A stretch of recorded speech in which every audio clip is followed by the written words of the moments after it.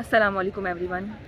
آج جس ٹاپک میں بات کرنے لگی نا وہ کافی ڈفرینٹ ٹاپک ہوگا، اور وہ ہے ایک پاکستانی ڈرامہ.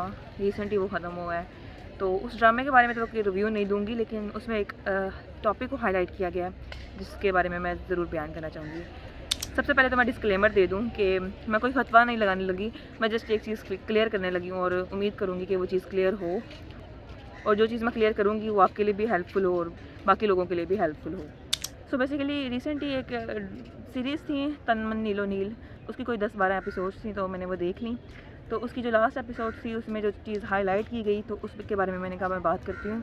ایکچولی میں بات اس کے بارے میں اس لیے کر رہی ہوں کیونکہ جب ہم یونیورسٹی میں آئے تھے نا، ہمارا فرسٹ سیمسٹر تھا، تو ہماری کلاس میں ایک لڑکی تھی، اس نے اس ایشو پہ بات کی تھی کسی ٹیچر کے ساتھ، اور اس نے ڈیبیٹ کی تھی کہ جو ہے نا سری لنکا کا شہری تھا اور اس کو جلایا گیا تھا، کہ پتہ نہیں اس کا یہی موقف تھا اس لڑکی کا کہ لوگوں نے جو کیا وہ ٹھیک کیا، وہ ساخ رسول تھا وہ، اس لیے نا.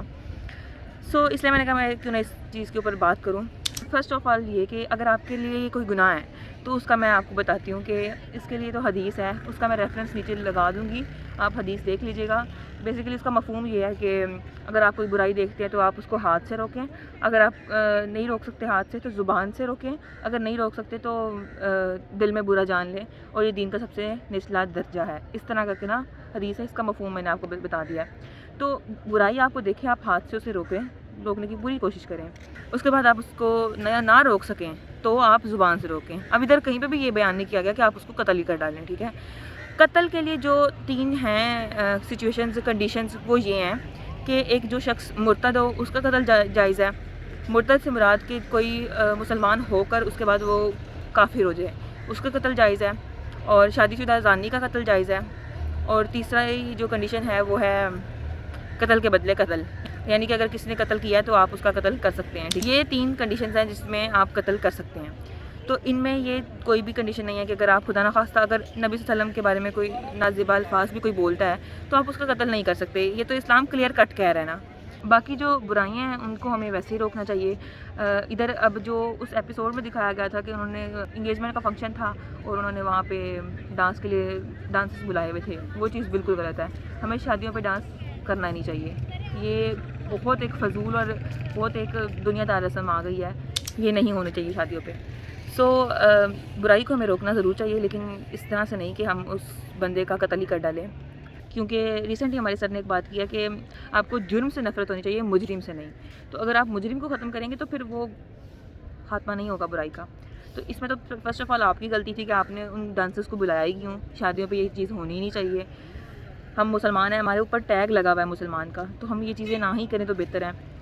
وہ جو لڑکی تھی جس نے آئی تھنک اس نے عربک اس کی شرٹ پہ لکھی ہوئی تھی اور اس نے وہ پہنی ہوئی تھی، اور لوگ اس کے اوپر بھی ہائپر ہو گئے تھے.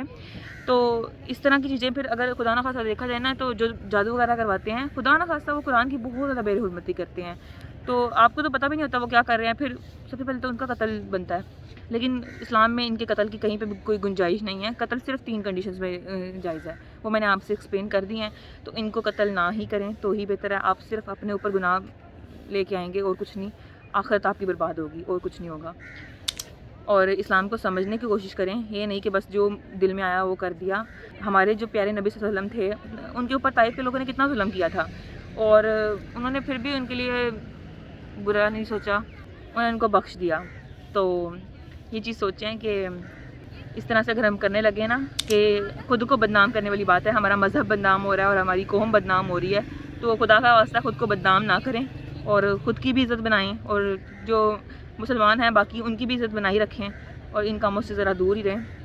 اور بات کی تحقیق کو پہنچے، پھر بات کے اوپر دیکھیں کہ کیا کرنا ہے. ڈنڈے اٹھا کے شروع نہیں ہو جانا چاہیے. امید ہے میں نے آپ کو کچھ گائیڈ کیا ہوگا، آپ کو کچھ سمجھ آئی ہوگی میری بات کی انشاءاللہ. That's it for today. Channel کو ضرور سبسکرائب کریں، ویڈیو کو لائک کریں، شیئر کریں، اور اللہ حافظ.